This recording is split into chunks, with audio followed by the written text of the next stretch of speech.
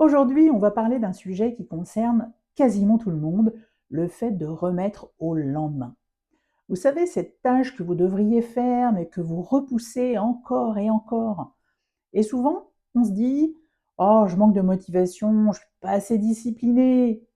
Mais si je vous disais que ce n'est pas ça? Et si procrastiner n'était pas un problème de volonté, mais un problème de système nerveux? En réalité, on ne procrastine pas par hasard.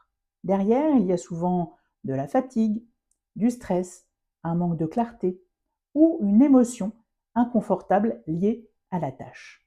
Et dans ces moments-là, notre cerveau ne cherche pas à être performant, mais notre système nerveux cherche à nous protéger.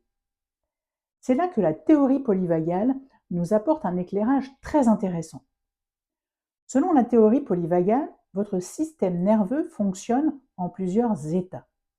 Quand vous êtes dans un état de sécurité, vous êtes calme, concentré, vous passez à l'action facilement. Mais quand vous êtes stressé, vous vous dispersez, vous avez du mal à vous poser. Et quand vous êtes en état de dorsale, vous n'avez plus d'énergie, vous procrastinez. Donc procrastiner, ce n'est pas être paresseux, c'est souvent être en insécurité intérieure. Et c'est là que l'organisation devient intéressante. Pas comme une contrainte, mais comme un outil pour apaiser votre mental. Une bonne organisation permet de libérer votre charge mentale, de savoir quoi faire, de diminuer le stress. Mais attention, s'organiser ne veut pas dire remplir ses journées à 100%, au contraire. Je vais vous donner quelques clés simples que j'utilise aussi moi-même dans mes journées. Premièrement, avoir un seul agenda, pas un pour le travail, un pour la maison, un pour l'organisation des enfants. Vous êtes une seule personne.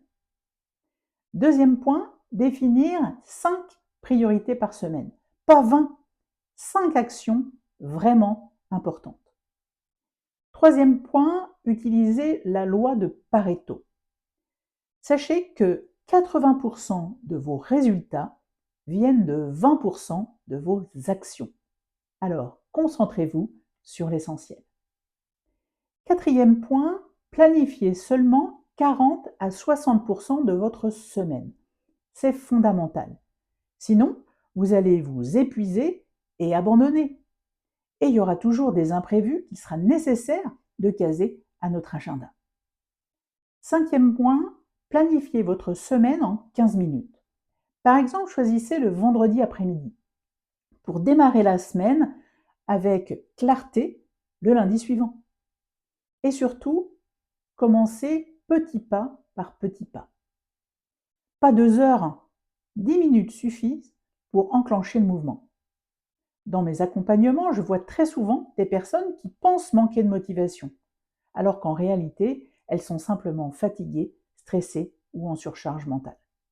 Quand on travaille sur la régulation du système nerveux et une organisation adaptée, il se passe quelque chose de très important.